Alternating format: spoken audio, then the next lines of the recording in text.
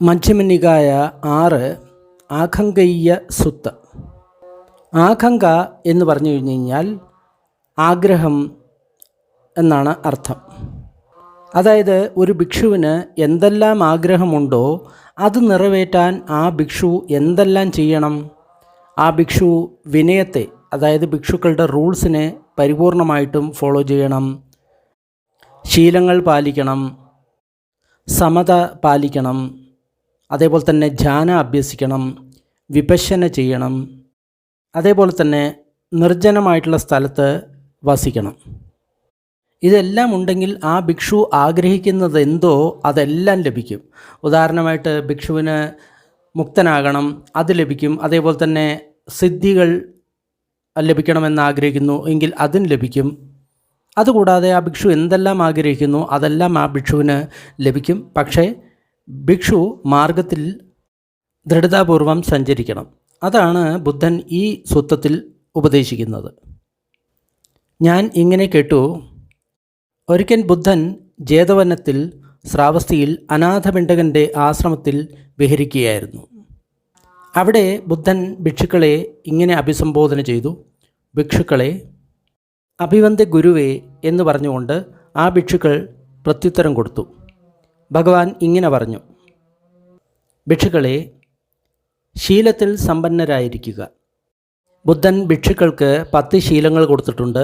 അത് പരിപൂർണമായിട്ടും പാലിക്കുക. പാതിമോക്ഷം അല്ലെങ്കിൽ ഭഗവാൻ ബുദ്ധൻ വിനയപടികയിൽ പറഞ്ഞിട്ടുള്ള നിയമങ്ങൾ, ഭിക്ഷുക്കൾക്കുള്ള നിയമങ്ങൾ, ഭിക്ഷുണികൾക്കുള്ള നിയമങ്ങൾ, അത് പരിപൂർണമായിട്ടും പാലിക്കുക. എല്ലാ ആചാരങ്ങളും പരിപൂർണമായിട്ടും പാലിക്കണം. നല്ല ആചരണത്തോടുകൂടി ഇരിക്കണം. ശരിയായിട്ടുള്ള സ്ഥലത്ത് ഭിക്ഷാടനം നടത്തണം. ചെറിയ ഒരു തെറ്റുപോലും അപകടം നിറഞ്ഞതാണ് എന്ന് മനസ്സിലാക്കണം. നിങ്ങൾ എടുത്തിട്ടുള്ള നിയമങ്ങൾ പരിപൂർണമായിട്ടും പാലിക്കാൻ നിങ്ങൾ ശ്രദ്ധിക്കണം. ഒരു ഭിക്ഷു ഇങ്ങനെ ആഗ്രഹിച്ചേക്കാം, എന്നെ എൻ്റെ കൂടെയുള്ള ഭിക്ഷുക്കൾ ഇഷ്ടപ്പെടണം, അവർക്ക് ഞാൻ സമ്മതനായിരിക്കണം, അവർ എന്നെ ആരാധിക്കണം, പൂജിക്കണം. എങ്കിൽ ആ ഭിക്ഷു തൻ്റെ ശീലങ്ങളെ പൂർണ്ണമായിട്ട് ഭാവന ചെയ്യണം, അല്ലെങ്കിൽ പൂർണ്ണമായിട്ട് പാലിക്കണം. ചിത്തത്തെ ശാന്തമാക്കണം. അജ്ഞത്വം ചേതോ സമത അനുയുക്തോ എന്ന് പറഞ്ഞു കഴിഞ്ഞാൽ ഉള്ളിലുള്ള മനസ്സിനെ സമത ഭാവന ചെയ്യണം എന്നാണ് പറയുന്നത്. സമത അഭ്യസിക്കണം എന്നാണ് പറയുന്നത്. പിന്നെ പറയുന്നത് അനിരാഗത ധ്യാനോ, ധ്യാനങ്ങളെ ഒരിക്കലും അവഗണിക്കരുത്. 8 ധ്യാനങ്ങളുണ്ട്, അതിനെ ഒരിക്കലും അവഗണിക്കരുത് എന്ന് ബുദ്ധൻ പ്രത്യേകം പറയുന്നു. വിപശ്യനായ സമന്യാഗതോ, അതായത് നമ്മൾ ചെയ്യുന്ന വിപശ്യന, അനിച്ഛ, ദുഃഖ, അനത്ത, ഇങ്ങനെ നമ്മൾ വിഭജിച്ച് കാണുന്ന ആ വിപശ്യന നമ്മൾ അഭ്യസിക്കണം. പിന്നെ ചെയ്യേണ്ടത് ശൂന്യാകാരം, അതായത് നിർജ്ജന സ്ഥലത്ത് നമ്മൾ വസിക്കണം സാധന ചെയ്യാൻ. ഇനി പറയാൻ പോകുന്ന എല്ലാ കാര്യങ്ങൾക്കും ഇത് തന്നെ നമ്മൾ ഓർക്കണം. ഈ കാര്യങ്ങൾ തന്നെയാണ് ഭഗവാൻ പറയാൻ പോകുന്നത്. അതായത് ഒരു ഭിക്ഷുവിന് എന്തെല്ലാം ആഗ്രഹമുണ്ടോ അതെല്ലാം ആ ഭിക്ഷുവിന് ലഭിക്കും. പക്ഷേ എന്ത് ചെയ്യണം? ശീലത്തിൽ ആ ഭിക്ഷു പൂർണ്ണനാകണം. അതേപോലെ തന്നെ ചേതോ സമത, മനസ്സിനെ സമതയിൽ രമിപ്പിക്കണം. ആ നിരാഗത ധ്യാനോ, ധ്യാനത്തെ ഒരിക്കലും അവഗണിക്കരുത്. വിപശ്യന ചെയ്യണം. അതുകൂടാതെ നിർജ്ജന സ്ഥലത്ത് വസിക്കണം. അതുകൂടാതെ നേരത്തെ ആ ഭിക്ഷു എടുത്തിട്ടുള്ള ശീലങ്ങളെ പരിപൂർണമായിട്ടും പാലിക്കണം. അതുകൂടാതെ വിനയത്തിലെ നിയമങ്ങളെയും പരിപൂർണമായിട്ട് അനുസരിക്കണം. ആചരണങ്ങളിൽ ഒന്നും തന്നെ തെറ്റുപാടില്ല. ഒരു ചെറിയ മിസ്റ്റേക്ക് പോലും പറ്റാതിരിക്കാൻ വളരെയധികം ശ്രദ്ധിക്കണം. ഇനി പറയാൻ പോകുന്ന എല്ലാറ്റിനും ഇത് തന്നെയാണ്. അപ്പോൾ വീണ്ടും വീണ്ടും റിപ്പീറ്റ് ചെയ്ത് കഴിഞ്ഞാൽ ചിലപ്പോൾ നിങ്ങൾക്കും അല്പം പ്രശ്നമുണ്ടാകും. അപ്പോൾ അതുകൊണ്ട് നമ്മൾ ഈ കാര്യങ്ങൾ ഓർത്തു വയ്ക്കുക. ഇവിടെ ഭഗവാൻ ബുദ്ധൻ ഒരു കാര്യം പ്രത്യേകം എടുത്ത് പറഞ്ഞിട്ടുണ്ട്. അനിരാഗത ധ്യാനോ, ധ്യാനങ്ങളെ ഒരിക്കലും അവഗണിക്കരുത്, അത് വളരെ അത്യാവശ്യമാണ് എന്ന് പറഞ്ഞിട്ടുണ്ട്. ഒരു ഭിക്ഷു ഇങ്ങനെ വിചാരിക്കാം, എനിക്ക് ചീവരം അല്ലെങ്കിൽ വസ്ത്രം ലഭിക്കണം, പിണ്ഡപാതം അല്ലെങ്കിൽ ഭോജനം ലഭിക്കണം, താമസസ്ഥലം ലഭിക്കണം, മരുന്ന് ലഭിക്കണം, അതുകൂടാതെ രോഗികൾക്ക് ആവശ്യമായിട്ടുള്ള സർവ്വവിധ കാര്യങ്ങളും ലഭിക്കണം. എങ്കിൽ ആ വ്യക്തി തൻ്റെ ശീലങ്ങളെ പാലിക്കണം. അതുകൂടാതെ മനസ്സിനെ സമതയിൽ ലയിപ്പിക്കണം, വിപശ്യന ചെയ്യണം. അതുകൂടാതെ ശൂന്യാകാരം, നിർജ്ജന സ്ഥലത്ത് വസിക്കണം. ഇനി പറയുന്ന എല്ലാ കാര്യങ്ങൾക്കും ഇത് തന്നെയാണ് കണ്ടീഷൻ. ഒരു ഭിക്ഷു ഇങ്ങനെ ആഗ്രഹിക്കാം: എനിക്ക് ദാനം തരുന്ന ആ വ്യക്തികൾക്ക് എനിക്ക് ചീവരം ദാനം ചെയ്യുന്നു, ഭോജനം, അതേപോലെ തന്നെ താമസിക്കാനുള്ള സ്ഥലം, മരുന്ന്, അതുപോലെ രോഗികൾക്ക് ആവശ്യമായിട്ടുള്ള എല്ലാ സംഗതികളും തരുന്ന ആ ദാനികൾക്ക് അവർക്ക് വളരെയധികം ഫലം ലഭിക്കണം, ഗുണം ലഭിക്കണം എന്ന് ഒരു ഭിക്ഷു കരുതുന്നുണ്ട് എങ്കിൽ അവർ ഈ പറഞ്ഞ കാര്യങ്ങളെല്ലാം ഫുൾഫിൽ ചെയ്യണം. അതായത് ശീലം പാലിക്കണം, സമത പാലിക്കണം, ധ്യാന അഭ്യസിക്കണം, വിപശ്യന ചെയ്യണം, അതേപോലെ തന്നെ ശൂന്യാകാരം പോകണം. പിന്നെ അത് ശീലം, അതേപോലെ തന്നെയുള്ള വിനയത്തിലെ ബാക്കി എല്ലാ റൂൾസും അവർ പാലിക്കണം. അതായത് ഇവിടെ പറയുന്നത് ഒരു ഭിക്ഷുവിനെ പുണ്യക്ഷേത്രമാകാനാണ് പറയുന്നത്. അതായത് സ്വയം ധ്യാനം ചെയ്ത് നമ്മൾ പുണ്യക്ഷേത്രമായി കഴിഞ്ഞ് കഴിഞ്ഞാൽ നമ്മൾക്ക് ആരെങ്കിലും ദാനം ചെയ്യുകയാണെങ്കിൽ അവർക്ക് ഉയർന്ന ഫലം ലഭിക്കും. അതിനു വേണ്ടിയിട്ടാണ് നമ്മളെ പുണ്യക്ഷേത്രം ആകാൻ പറയുന്നത്. ഒരു ഭിക്ഷു ഇങ്ങനെ ആഗ്രഹിച്ചിരിക്കാം: ഒരു കുടുംബത്തിൽ ആരെങ്കിലും മരണം ആയിക്കഴിഞ്ഞു കഴിഞ്ഞാൽ ആ കുടുംബത്തിലെ അംഗങ്ങളും അതേപോലെ തന്നെ അവരുടെ ബന്ധുക്കളും പ്രസന്ന മനസ്സോടുകൂടി എന്നെ ഓർക്കണം. അതുമൂലം അവർക്ക് ഒരുപാട് ഗുണങ്ങളും ഫലങ്ങളും ലഭിക്കണം എന്ന് ഒരു ഭിക്ഷു വിചാരിക്കുകയാണെങ്കിൽ ഭിക്ഷു ഇതേപോലെ തന്നെ ശീലപാലനം, സമത, വിപശ്യന, ഇതെല്ലാം ധ്യാനം, ഇതെല്ലാം അഭ്യസിക്കണം. അതേപോലെ തന്നെ ശീലം, വിനയത്തിലെ നിയമം എല്ലാം അഭ്യസിക്കണം. ഒരു ഭിക്ഷു ഇങ്ങനെ ആഗ്രഹിക്കുകയാണ്: ഞാൻ എൻ്റെ രാഗത്തിലും അതേപോലെ തന്നെ തൃപ്തിയില്ലായ്മയിലും വിജയം പ്രാപിക്കാൻ ആഗ്രഹിക്കുന്നു. ഈ രാഗവും അരതിയും അല്ലെങ്കിൽ അതൃപ്തിയില്ലായ്മയും എന്നെ കീഴടക്കരുത്. ഈ രാഗവും അതേപോലെ തന്നെ അതൃപ്തിയും മറികടന്നുകൊണ്ട് ഞാൻ ജീവിക്കണം ആഗ്രഹിക്കുന്നു എന്ന് ഒരു ഭിക്ഷു കരുതുകയാണെങ്കിൽ ആ ഭിക്ഷു ഇതേപോലെ തന്നെ ശീലങ്ങളും സമതിയും ധ്യാനവും വിപശ്യനവും എല്ലാം അഭ്യസിക്കണം. ഒരു ഭിക്ഷു ഇങ്ങനെ കരുതുകയാണ്: എനിക്ക് ഭയവും പേടിയും ഉണ്ടാകരുത്, ഞാൻ അതിനെ ജയിക്കാൻ ആഗ്രഹിക്കുന്നു. ഭയവും പേടിയും എന്നെ ബാധിക്കരുത്. ഭയവും പേടിയും അതിജീവിച്ചുകൊണ്ട് ഞാൻ ജീവിക്കാൻ ആഗ്രഹിക്കുന്നു എന്ന് ഒരു ഭിക്ഷു ആഗ്രഹിക്കുന്നുവെങ്കിൽ ആ ഭിക്ഷു തൻ്റെ ശീലങ്ങളും അതേപോലെ തന്നെ ബാക്കിയുള്ള കാര്യങ്ങളും പൂർണ്ണമാക്കണം. ഒരു ഭിക്ഷു ഇങ്ങനെ ആഗ്രഹിക്കുകയാണ്: എനിക്ക് 4 ധ്യാനങ്ങൾ കിട്ടണം.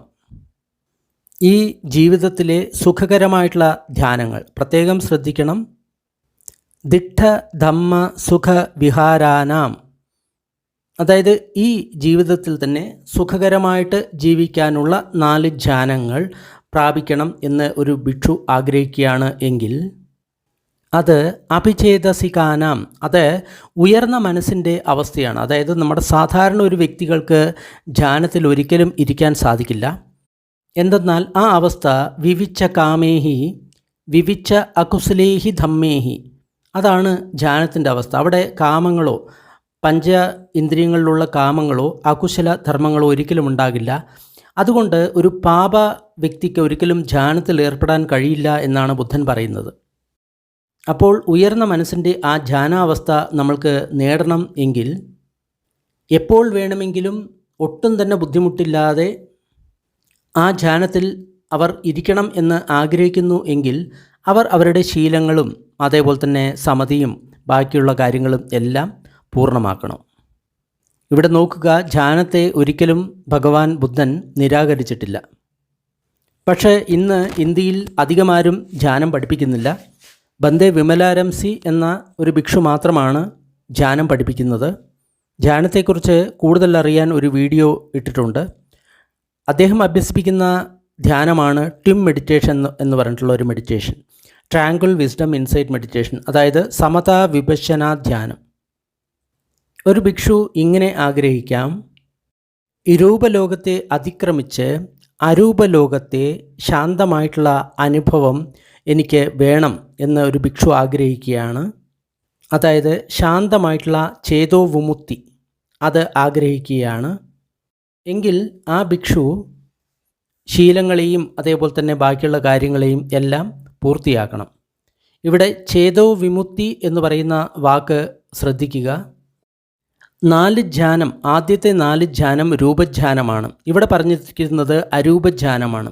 അതായത് 4 ധ്യാനത്തെ അതിക്രമിച്ച് 4 അരൂപധ്യാനത്തിൽ ഛേദോ വിമുക്തി ലഭിക്കുന്നു എന്ന് ഭഗവാൻ ബുദ്ധൻ പറയുന്നു.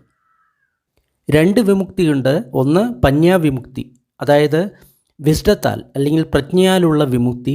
2 ഛേദോ വിമുക്തി, അതായത് മനസ്സിനെ സമത കൊണ്ട് അതിനെ ശുദ്ധീകരിച്ചിട്ടുള്ള വിമുക്തി. ഭഗവാൻ ഉഭയോ വിമുക്തിയാണ്, അതായത് 2 തരത്തിലും ഭഗവാൻ വിമുക്തനാണ്. ഛേദോ വിമുക്തിയും അതേപോലെ തന്നെ പഞ്യാവിമുക്തിയും. ഒരു കാര്യം പ്രത്യേകം ശ്രദ്ധിക്കണം. നമ്മൾ വെറുതെ പഞ്യ കൊണ്ട് മാത്രം വിമുക്തനായി കഴിഞ്ഞു കഴിഞ്ഞാൽ, അതായത് പ്രജ്ഞ കൊണ്ട് മാത്രം നമ്മൾ വിമുക്തനായി കഴിഞ്ഞു കഴിഞ്ഞാൽ നമ്മൾക്ക് ഇദ്ധിസിദ്ധികൾ ലഭിക്കുന്നില്ല. അതായത് ദിവ്യദൃഷ്ടി, ദിവ്യസ്രോതം ഇവയൊന്നും ലഭിക്കുന്നതല്ല. പൂർവ്വജന്മസ്മരണ ഇതൊന്നും ഉണ്ടാവുകയില്ല. അത് മറ്റൊരു സൂത്രത്തിൽ പറഞ്ഞിട്ടുണ്ട്. ഒരു ഭിക്ഷു ഇങ്ങനെ ആഗ്രഹിക്കാം: ഞാൻ 3 ചങ്ങലകൾ അഴിച്ചുകൊണ്ട് ഒരു ശ്രോതാപന്നനാകാൻ ആഗ്രഹിക്കുന്നു. ഒരിക്കലും അധോലോകത്ത് എൻ്റെ ജനനം ഉണ്ടാകാൻ പാടില്ല.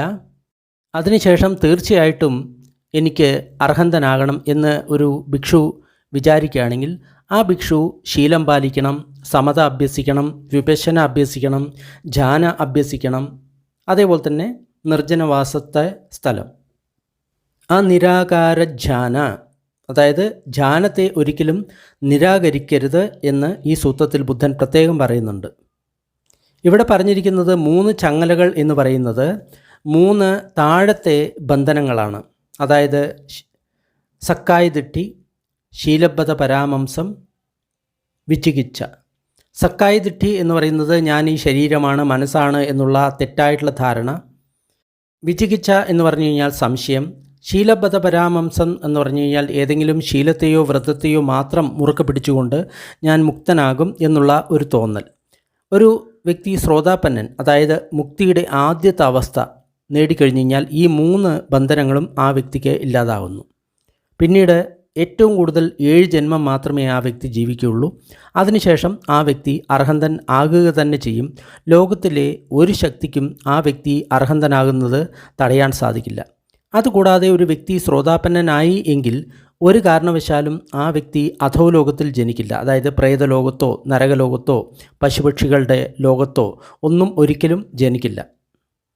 ഒരു ഭിക്ഷു ഇങ്ങനെ ആഗ്രഹിക്കുകയാണ്: 3 ബന്ധനങ്ങൾ ഇല്ലാതായിക്കൊണ്ട് ഞാൻ രാഗ, ദ്വേഷ, മോഹം അത് കമ്മിയാക്കിക്കൊണ്ട് ഒരു സകതാഗാമി ആയിട്ട് തീരണം.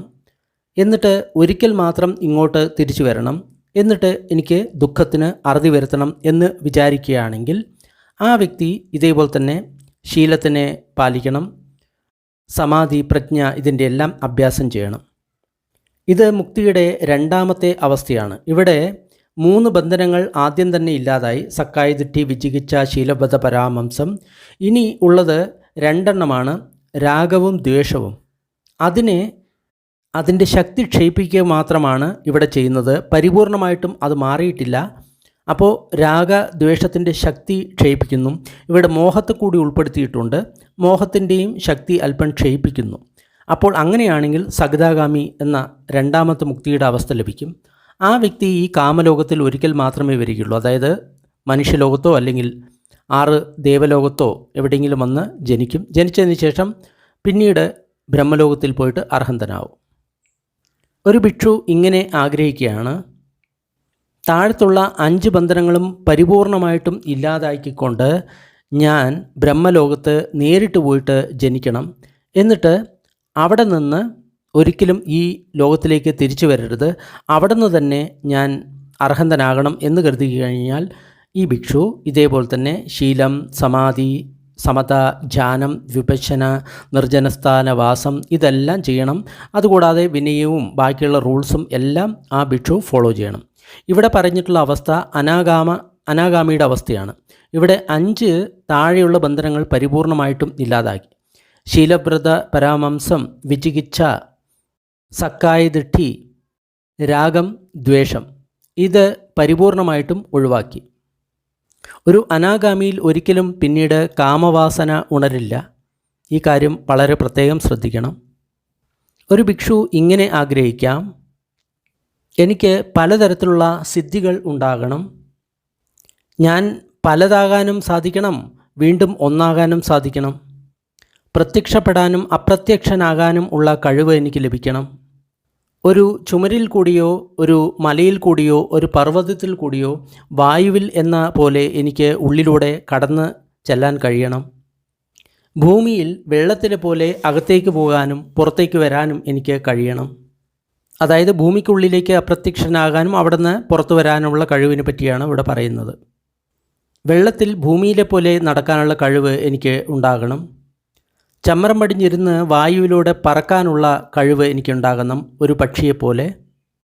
എൻ്റെ കൈകൊണ്ട് സൂര്യചന്ദ്രന്മാരെ സ്പർശിക്കാനുള്ള ശക്തി എനിക്ക് ഉണ്ടാകണം. അതായത് അത്ര ഋദ്ധിബലം എന്നാണ് ഉദ്ദേശിക്കുന്നത്.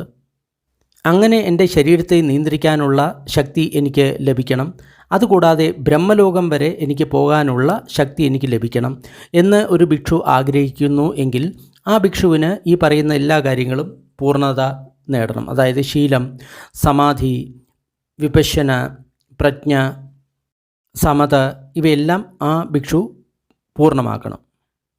ഒരു ഭിക്ഷു ഇങ്ങനെ ആഗ്രഹിക്കുകയാണ്: എനിക്ക് ദിവ്യസ്രോതം, അതായത് ദിവ്യമായിട്ടുള്ള ചെവി, ശ്രവണം അത് ലഭിക്കണം എന്ന് ആഗ്രഹിക്കുന്നു എങ്കിൽ, മനുഷ്യർക്ക് അതീതമായിട്ടുള്ള ദിവ്യസ്രോതം ലഭിക്കണം എന്ന് ഒരു ഭിക്ഷു ആഗ്രഹിക്കുന്നു എങ്കിൽ, അതുമൂലം മനുഷ്യരുടെയും അതേപോലെ തന്നെ ദേവന്മാരുടെയും ശബ്ദം കേൾക്കണം എന്ന് ആഗ്രഹിക്കുന്നു എങ്കിൽ, ദൂരെയും അടുത്തുമുള്ള ശബ്ദം കേൾക്കണം എന്ന് ആഗ്രഹിക്കുന്നു എങ്കിൽ, ആ ഭിക്ഷു ഇതേപോലെ ശീലങ്ങളും സമാധിയും സമതയും ധ്യാനവും വിപശ്യനയും എല്ലാം അഭ്യസിക്കണം.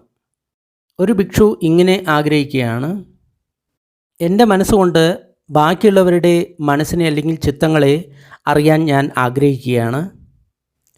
ആരുടെയെങ്കിലും ചിത്തം രാഗത്താൽ നിറഞ്ഞതാണ്, സരാഗ ചിത്തം ആണ് എങ്കിൽ ആ ചിത്തം രാഗം നിറഞ്ഞതാണ് എന്ന് അറിയാൻ ഞാൻ ആഗ്രഹിക്കുന്നു. രാഗമില്ലാത്ത ചിത്തമാണ് അല്ലെങ്കിൽ വിരാഗ ചിത്തമാണ് എന്ന് അറിയാൻ ഞാൻ ആഗ്രഹിക്കുന്നു. ആരുടെയും മനസ്സിൽ ദോഷമുണ്ട് അല്ലെങ്കിൽ ദ്വേഷമുണ്ട്, ആ ദ്വേഷമുള്ള ചിത്തത്തെ ദ്വേഷമുള്ള ചിത്തമായിട്ട് അറിയാൻ ഞാൻ ആഗ്രഹിക്കുന്നു. ദ്വേഷമില്ലാത്ത അവരുടെ മനസ്സിനെ ദ്വേഷമില്ലാത്ത മനസ്സായിട്ട് അറിയാൻ ഞാൻ ആഗ്രഹിക്കുന്നു. മോഹമുള്ള അവരുടെ മനസ്സിനെ മോഹമുള്ള അവരുടെ മനസ്സായിട്ട് ഞാൻ അറിയാൻ ആഗ്രഹിക്കുന്നു. മോഹമില്ലാത്ത അവരുടെ മനസ്സിനെ മോഹമില്ലാത്ത അവരുടെ മനസ്സായിട്ട് അറിയാൻ ഞാൻ ആഗ്രഹിക്കുന്നു.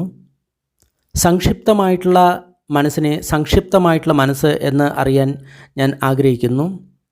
വിക്ഷിപ്തമായിട്ടുള്ള മനസ്സിനെ വിക്ഷിപ്തമായിട്ടുള്ള മനസ്സ് എന്ന് അറിയാൻ ഞാൻ ആഗ്രഹിക്കുന്നു. മഹഗത ചിത്തം, ആ ചിത്തത്തിനെ മഹഗത ചിത്തം എന്ന് അറിയാൻ ഞാൻ ആഗ്രഹിക്കുന്നു. ഇവിടെ മഹഗതം എന്ന് പറയുന്നത് ആരുടെ ഉള്ളിൽ മൈത്രിയുണ്ടോ ആ ചിത്തത്തിനെയാണ് മഹഗതം എന്ന് പറയുന്നത്. ആ മഹഗത ചിത്തം ഉണ്ടെങ്കിൽ ആ മഹഗത ചിത്തം എന്ന് അറിയാൻ ഞാൻ ആഗ്രഹിക്കുന്നു. ആരുടെ ചിത്തത്തിൽ മൈത്രി ഇല്ലയോ അതിനെയാണ് മഹഗത ചിത്തം എന്ന് പറയുന്നത്. സ ഉത്തര ചിത്തം, ആ ചിത്തത്തെ സ ഉത്തര ചിത്തം എന്ന് അറിയാൻ ആഗ്രഹിക്കുന്നു. അതായത് മനസ്സ് രൂപത്തിൽ നിന്ന് അതിക്രമിച്ചിട്ടില്ല എങ്കിൽ രൂപലോകത്തിൽ തന്നെ നിൽക്കുകയാണെങ്കിൽ അതിനെയാണ് സ ഉത്തര ചിത്തം എന്ന് പറയുന്നത്. അനുത്തരം ചിത്തം അനുത്തരം ചിത്തം എന്ന് അറിയാൻ ആഗ്രഹിക്കുന്നു. അതായത് രൂപത്തെ അതിക്രമിച്ചുള്ള അരൂപ ചിത്തത്തെയാണ് അനുത്തരം ചിത്തം എന്ന് പറയുന്നത്. സമാഹിത ചിത്തത്തെ സമാഹിത ചിത്തം, അതായത് സമാധിസ്ഥമായിട്ടുള്ള ചിത്തം എന്ന് അറിയാൻ ആഗ്രഹിക്കുന്നു. അസമാഹിത ചിത്തം, അതായത് സമാധി ഇല്ലാത്ത ചിത്തത്തെ സമാധി ഇല്ലാത്ത ചിത്തം എന്ന് അറിയാൻ ആഗ്രഹിക്കുന്നു. വിമുക്തമായിട്ടുള്ള ചിത്തത്തെ വിമുക്തമായിട്ടുള്ള ചിത്തം എന്ന് അറിയാൻ ആഗ്രഹിക്കുന്നു. വിമുക്തമല്ലാത്ത ചിത്തത്തെ വിമുക്തമല്ലാത്ത ചിത്തം എന്ന് അറിയാൻ ആഗ്രഹിക്കുന്നു. ഇങ്ങനെയെല്ലാം ആഗ്രഹിക്കുകയാണെങ്കിൽ ആ വ്യക്തി ശീലങ്ങളെ പരിപൂർണമാക്കണം, അതേപോലെ തന്നെ സമത അഭ്യസിക്കണം, വിപശ്യന അഭ്യസിക്കണം, ധ്യാനം അഭ്യസിക്കണം. ഏകാന്ത സ്ഥലത്ത് ആ വ്യക്തി വസിച്ച് സാധന ചെയ്യണം. ഒരു ഭിക്ഷു ഇങ്ങനെ ആഗ്രഹിക്കുകയാണ്: എനിക്ക് പല പൂർവ്വജന്മങ്ങളുടെ ഓർമ്മ വേണം.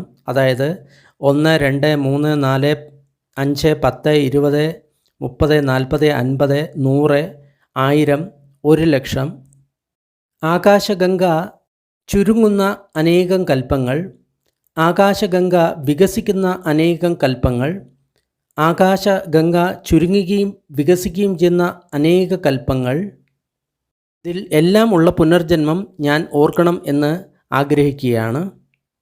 അവിടെ എൻ്റെ പേര് ഇന്നതായിരുന്നു, എൻ്റെ കുലം ഇന്നതായിരുന്നു, ഞാൻ ഇപ്രകാരമായിരുന്നു എൻ്റെ വേഷം, ഇപ്രകാരമായിരുന്നു എൻ്റെ ഭക്ഷണം, ഇപ്രകാരമായിരുന്നു ഞാൻ സുഖദുഃഖങ്ങൾ അനുഭവിച്ചത്, അതിനുശേഷം ഇങ്ങനെയാണ് എൻ്റെ ജീവിതം അവസാനിച്ചത്, അങ്ങനെ അവിടെ നിന്ന് മരിച്ചതിന് ശേഷം ഞാൻ ഈ സ്ഥലത്ത് ഇങ്ങനെ വന്നിട്ടാണ് ജനിച്ചത്, ഇവിടെ എൻ്റെ പേര് ഇന്നതായിരുന്നു, എൻ്റെ കുലം ഇന്നതായിരുന്നു, എൻ്റെ വേഷം ഇപ്രകാരമായിരുന്നു, എൻ്റെ ഭക്ഷണം ഇപ്രകാരമായിരുന്നു, ഇപ്രകാരമായിരുന്നു ഞാൻ സുഖദുഃഖങ്ങൾ അനുഭവിച്ചത്, അതിനുശേഷം ഇപ്രകാരമാണ് ഞാൻ മരിച്ചത്, അവിടെ നിന്ന് മരിച്ചതിന് ശേഷം ഞാൻ ഇന്ന സ്ഥലത്ത് വന്ന് ജനിച്ചു എന്ന് എൻ്റെ എല്ലാ ഭൂതകാല ജീവിതവും അതിൻ്റെ എല്ലാ വിശദാംശങ്ങളോടും കൂടി ഒരു ഭിക്ഷു ഓർക്കാൻ ആഗ്രഹിക്കുകയാണ് എങ്കിൽ ആ ഭിക്ഷു ഇതേപോലെ തന്നെ എല്ലാ നിയമങ്ങളെയും പാലിക്കണം.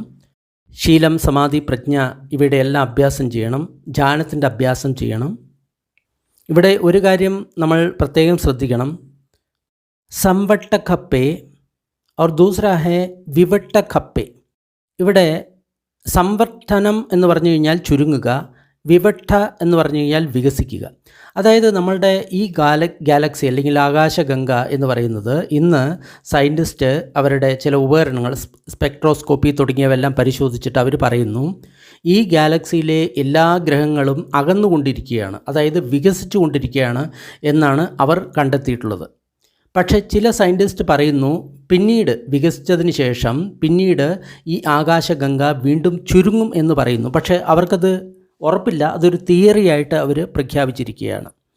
അപ്പോൾ അവർക്ക് ഇതെല്ലാം ഇൻസ്ട്രുമെൻറ്റിൻ്റെ സഹായത്തോടു കൂടിയാണ് അവർ കണ്ടെത്തിയിട്ടുള്ളത്. പക്ഷേ ഒരു കാര്യം നമ്മൾ ഓർക്കണം, ബുദ്ധൻ 2500 വർഷങ്ങൾക്ക് മുൻപ് യാതൊരുവിധ ഉപകരണങ്ങളുമില്ലാതെ സ്വന്തം ധ്യാനത്തിലൂടെ ഈ കാര്യങ്ങൾ കണ്ടെത്തി ഈ യൂണിവേഴ്സ് വികസിക്കുകയാണ്, ചുരുങ്ങുകയാണ് എന്ന്. അതുകൊണ്ടാണ് ബുദ്ധനെ സൂപ്പർ സയൻറ്റിസ്റ്റ് എന്ന് പലരും വിശേഷിപ്പിക്കുന്നത്. കാരണം ശരീരത്തെപ്പറ്റിയും മനസ്സിനെപ്പറ്റിയും യൂണിവേഴ്സിനെ പറ്റിയും ഇനി എന്തെല്ലാം അറിയണോ എല്ലാറ്റിനെയും പറ്റി അറിയാനുള്ള ഒരു കഴിവ് ഭഗവാൻ ബുദ്ധനുണ്ട്. അതായത് ഏതിലേക്ക് മനസ്സ് തിരിക്കുന്നുവോ അതിൻ്റെ എല്ലാ രഹസ്യങ്ങളും ബുദ്ധന് മനസ്സിലാവും. അതുകൊണ്ടാണ് സർവജ്ഞൻ എന്ന് പറയുന്നത്. അങ്ങനെ പൂർവ്വജന്മങ്ങൾ ഓർക്കണമെങ്കിൽ ഒരു ഭിക്ഷു സ്വന്തം ശീല, സമാധി, ധ്യാനം, വിപശ്യന, അതേപോലെ തന്നെ നിർജ്ജനവാസം ഇവയെല്ലാം പരിപൂർണമായിട്ട് അനുസരിക്കണം. ഇനി ഒരു ഭിക്ഷു ഇങ്ങനെ ആഗ്രഹിക്കുകയാണ്, മനുഷ്യർക്ക് അതീതമായിട്ടുള്ള ഒരു ദിവ്യ ദൃഷ്ടി എനിക്ക് വേണം എന്ന് ആഗ്രഹിക്കുകയാണ്. അതുമൂലം എനിക്ക് ജീവികൾ ജനിക്കുന്നതും മരിക്കുന്നതും എനിക്ക് കാണണം. താഴ്ന്ന കുലങ്ങളിൽ, ഉയർന്ന കുലങ്ങളിൽ, സുന്ദരന്മാർ, അസുന്ദരന്മാർ, നല്ല സ്ഥലത്ത്, ചീത്ത സ്ഥലത്ത്, എങ്ങനെയാണ് ഈ പ്രാണികളെല്ലാം അവരവരുടെ കർമ്മങ്ങൾക്കനുസരിച്ച് പുനർജനിക്കുന്നത് എന്ന് അറിയാൻ ആഗ്രഹിക്കുന്നു എങ്കിൽ ഈ ജീവികൾ ഇന്ന പാപം ചെയ്തു, അതായത് ശരീരം കൊണ്ടും മനസ്സുകൊണ്ടും ഇന്ന പാപം ചെയ്തു, അവർ ആര്യന്മാരെ ഈ വിധം ദോഷവാക്കുകൾ പറഞ്ഞു, അവർക്ക് മിഥ്യാദൃഷ്ടി ഉണ്ടായിരുന്നു, ആ മിഥ്യാദൃഷ്ടി മൂലം അവർ കർമ്മങ്ങൾ ചെയ്തു, അതിനാൽ അവർ മരിച്ചതിന് ശേഷം അവർക്ക് ഈ അധോഗതിയിൽ അല്ലെങ്കിൽ ഈ ചീത്ത സ്ഥലത്ത് അല്ലെങ്കിൽ നരകത്തിൽ പോയിട്ട് ജനിക്കേണ്ടി വന്നു. എന്നാൽ ഈ ജീവികൾ അവർ അവരുടെ ശരീരം, മനസ്സ്, വാക്കുകൊണ്ട് നല്ല കർമ്മങ്ങൾ ചെയ്തു. ആര്യന്മാരെ അവർ ഒരിക്കലും തെറ്റു പറഞ്ഞിട്ടില്ല. അവർക്ക് ശരിയായിട്ടുള്ള ദൃഷ്ടി ഉണ്ടായിരുന്നു, അതായത് സമ്മാദിഷ്ടി. ഇവിടെ ആര്യന്മാർ എന്ന് പറഞ്ഞു കഴിഞ്ഞാൽ മുക്തി നേടിയ പുരുഷന്മാർ എന്നാണ് അർത്ഥം. അതിനാൽ അവർ നല്ല സ്ഥലത്ത് പോയിട്ട് ജനിച്ചു, സ്വർഗത്ത് പോയിട്ട് ജനിച്ചു. ഇപ്രകാരം നിങ്ങൾക്ക് മനുഷ്യർക്ക് അതീതമായിട്ടുള്ള ആ ദിവ്യദൃഷ്ടി നേടണം. അതുമൂലം ജീവികൾ എങ്ങനെയാണ് മരിക്കുന്നതും ജനിക്കുന്നതും, എന്നിട്ട് അവരവരുടെ കർമ്മങ്ങൾക്കനുസൃതമായിട്ട് എങ്ങനെയാണ് നല്ല കുലത്തിലും ചീത്ത കുലത്തിലും അതേപോലെ തന്നെ സുന്ദരമായിട്ടും വിരൂപമായിട്ടും നല്ല സ്ഥലത്തും ചീത്ത സ്ഥലത്തും എല്ലാം ജനിക്കുന്നത് എന്ന് അറിയണമെങ്കിൽ ഒരു ഭിക്ഷു ഇതേപോലെ തന്നെ ശീലം, സമാധി, പ്രജ്ഞ ഇവയെല്ലാം പുഷ്ടമാക്കണം. ഒരു ഭിക്ഷു ഇങ്ങനെ വിചാരിക്കുകയാണ്: ആസവാനം ഖയാ അനാസവം ചേതോ വിമുക്തിം പഞ്ഞാവിമുക്തിം ദിഠേവ ദമ്മേ സായം അഭിജ്ഞ സച്ചികത്വ ഉപസംഭജ്ജ വിഹാരയ്യാന്തി. അതായത് ഒരു ഭിക്ഷു ആസവങ്ങൾ ക്ഷയിച്ച്, അതായത് മനസ്സിലെ ആശ്രവങ്ങൾ എന്ന് പറയുന്നത് മനസ്സിലെ കളങ്കങ്ങൾ, അതിനെയാണ് ആശ്രവങ്ങൾ എന്ന് പറയുക. അത് ക്ഷയിച്ചിട്ട് അനാസവം, അതായത് ആസവം പരിപൂർണമായിട്ടും ഇല്ലാതായിക്കൊണ്ട് ചേതോ വിമുക്തിം പഞ്ഞാവിമുക്തിം. ഇവിടെ ചേതോ വിമുക്തി എന്ന് പറഞ്ഞു കഴിഞ്ഞാൽ ശാന്തമായിട്ടുള്ള മനസ്സിലൂടെ മനസ്സിനെ വിമുക്തമാക്കുക എന്നാണ് അർത്ഥം, അതായത് സമതയിലൂടെ. പഞ്ഞ വിമുക്തി എന്ന് പറഞ്ഞു കഴിഞ്ഞാൽ വിപശ്യനയിലൂടെ പ്രജ്ഞയാൽ വിമുക്തമാക്കുക എന്നാണ് അർത്ഥം. ഇപ്പോൾ രണ്ട് വിമുക്തിയെക്കുറിച്ചിട്ട് ഇവിടെ പറഞ്ഞിട്ടുണ്ട്: ചേതോ വിമുക്തി, പഞ്ഞാവിമുക്തി. ഇതിൽ പഞ്ഞാവിമുക്തി നേടിയ ഒരു വ്യക്തിക്ക് ഒരിക്കലും ഈ രീതിയിലുള്ള ഇദ്ധി സിദ്ധികൾ ലഭിക്കുകയില്ല. പക്ഷേ ചേതോ വിമുക്തി നേടിയ ഒരു വ്യക്തിക്ക് ഇതെല്ലാം ലഭിക്കും. അതിൻ്റെ റെഫറൻസ് വേറൊരു സൂത്രത്തിലുണ്ട്. ബുദ്ധൻ ഉഭയോവിമുക്തനാണ്, അതായത് അദ്ദേഹത്തിന് ചേതോ വിമുക്തിയുമുണ്ട്, അതേപോലെ തന്നെ പഞ്ഞാവിമുക്തിയും ഉണ്ട്. അങ്ങനെ ഇതെല്ലാം വേണം എന്ന് ഒരു ഭിക്ഷു ആഗ്രഹിക്കുകയാണെങ്കിൽ ആ ഭിക്ഷു ചേതോ സമത അനുയുക്തോ, അതായത് ചേതസ്സുകൊണ്ട് സമത അഭ്യസിച്ചുകൊണ്ട് ആ നിരാഗത ജ്ഞാനോ, ജ്ഞാനത്തെ നിരാകരിക്കാതെ, അതായത് 8 ജ്ഞാനങ്ങൾ പറഞ്ഞിട്ടുണ്ട്, അതിനെ നിരാകരിക്കരുത്, ഉപേക്ഷിക്കരുത് എന്നാണ് ബുദ്ധൻ പറയുന്നത്. കാരണം ഈ ജ്ഞാന വിപശ്യനയ്ക്ക് വളരെ സഹായകരമാണ്. കാരണം ജ്ഞാനം ഇല്ലാതെ നമ്മൾക്ക് ഒരിക്കലും വിപശ്യന ചെയ്യാൻ പറ്റില്ല എന്നാണ് ബുദ്ധൻ പറയുന്നത്. വിപശ്യനായ സമന്യാഗതോ, വിപശ്യനയും കൂടി നമ്മൾക്ക് വേണം, അതായത് ത്രിലക്ഷണം, അനിച്ഛ ദുഃഖ അനത്ത എന്ന് പറയുന്ന കാര്യങ്ങൾ. എന്നിട്ട് നമ്മൾ ശൂന്യാകാരാനാം ബ്രൂഹേത്, ശൂന്യാകാരത്തിൽ പോയിട്ട് നമ്മൾ താമസിക്കണം, അതായത് നിർജ്ജന സ്ഥലത്ത് പോയിട്ട് നമ്മൾ തപസ്സിരുന്ന് കാര്യങ്ങളെല്ലാം പൂർത്തിയാക്കണം.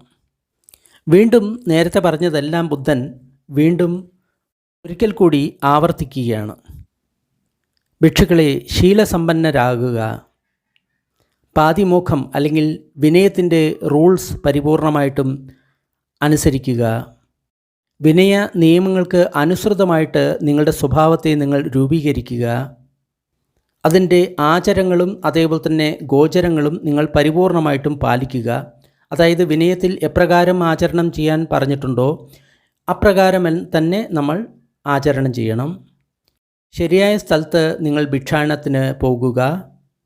ചെറിയ തെറ്റിൽ പോലും നിങ്ങൾ അപകടം കാണണം. അങ്ങനെ നിങ്ങൾക്ക് തന്നിട്ടുള്ള നിയമങ്ങൾ നിങ്ങൾ പരിപൂർണമായിട്ടും പാലിക്കാൻ നോക്കണം. അതാണ് ഞാൻ പറഞ്ഞത്. അതിൻ്റെ പറയാനുള്ള കാരണം ഇതാണ്. അതാണ് ബുദ്ധൻ പറഞ്ഞത്. അത്തമനാതേ ഭിക്ഷു ഭഗവതോ ഭാസിതം അഭിനന്ദന്തി. അപ്പോൾ ആ ഭിക്ഷുക്കൾക്ക് തൃപ്തിയായി. എന്നിട്ട് ഭഗവാന്റെ വചനങ്ങളെ അവർ അനുമോദിച്ചു. ആദ്യം ഭഗവാൻ ബുദ്ധൻ ഭിക്ഷുക്കളോട് എന്തൊക്കെ പാലിക്കണം എന്ന് വളരെ വ്യക്തമായിട്ട് പറഞ്ഞിട്ടുണ്ട്. അതായത് വിനയത്തിലെ റൂൾസ് എല്ലാം പാലിക്കണം, അതേപോലെ തന്നെ ശീലങ്ങൾ എല്ലാം എടുത്തത് പാലിക്കണം. അതുകൂടാതെ ചേതോ വിമുക്തിക്ക് വേണ്ടി സമത അഭ്യസിക്കണം, പഞ്ഞാവിമുക്തിക്ക് വേണ്ടി വിപശ്യന അഭ്യസിക്കണം. ആ നിരാകര ധ്യാന, അതായത് ധ്യാനത്തെ ഒരിക്കലും നിരാകരണം ചെയ്യരുത്. ശൂന്യാകാരത്ത് പോയിട്ട് താമസിക്കണം, അല്ലെങ്കിൽ നിർജ്ജന സ്ഥലത്ത് പോയിട്ട് താമസിക്കണം എന്നെല്ലാം പറയുന്നുണ്ട്. ഇങ്ങനെ ചെയ്താൽ എന്തെല്ലാം ഗുണം ലഭിക്കും എന്നും ഭഗവാൻ ബുദ്ധൻ പറയുന്നുണ്ട്. അപ്പോൾ തീർച്ചയായിട്ടും നമ്മൾക്ക് കിട്ടിയിട്ടുള്ള ശീലത്തെ നമ്മൾ പാലിക്കണം. അതുകൂടാതെ ബുദ്ധൻ പറഞ്ഞിട്ടുള്ള ധ്യാന, സമത, വിപശ്യന ഇതെല്ലാം നമ്മൾ അഭ്യസിക്കണം. ഇതേപോലെ കൂടുതൽ വീഡിയോകൾക്ക് ഡിസ്ക്രിപ്ഷൻ ബോക്സ് നോക്കുക. വീഡിയോ ഇഷ്ടമായി കഴിഞ്ഞ് കഴിഞ്ഞാൽ ബാക്കിയുള്ളവർക്ക് ഷെയർ ചെയ്യുക. ഇനി അല്പനേരം പുണ്യവിതരണം ചെയ്യാം. ദുഃഖം അനുഭവിക്കുന്ന സർവ്വപ്രാണികളും ദുഃഖത്തിൽ നിന്ന് വിമുക്തരാകട്ടെ. ഭയം അനുഭവിക്കുന്ന സർവ്വപ്രാണികളും ഭയത്തിൽ നിന്ന് വിമുക്തരാകട്ടെ. ശോകം അനുഭവിക്കുന്ന സർവ്വപ്രാണികളും ശോകത്തിൽ നിന്ന് വിമുക്തരാകട്ടെ. എല്ലാ പ്രാണികൾക്കും മുക്തി ലഭിക്കട്ടെ. നമ്മൾ നേടിയ ഈ പുണ്യത്തിൽ സർവ്വജീവികളും പങ്കാളികളാകട്ടെ. അതുമൂലം സർവ്വപ്രാണികൾക്കും സുഖം, സന്തോഷം ഉണ്ടാകട്ടെ. ഭൂമിയിലും ആകാശത്തിലും ഉള്ള സർവ്വപ്രാണികളും അധോലോകത്തെയും മനുഷ്യലോകത്തെയും ദേവലോകത്തെയും രൂപ അരൂപ ബ്രഹ്മലോകത്തിലെയും സർവ്വ പ്രാണികളും നമ്മളുടെ ഈ പുണ്യത്തിൽ പങ്കാളികളാകട്ടെ. അതിശക്തരായിട്ടുള്ള ദേവന്മാരും ബ്രഹ്മന്മാരും ബുദ്ധശാസനത്തെ സംരക്ഷിക്കട്ടെ. സാധു സാധു സാധു.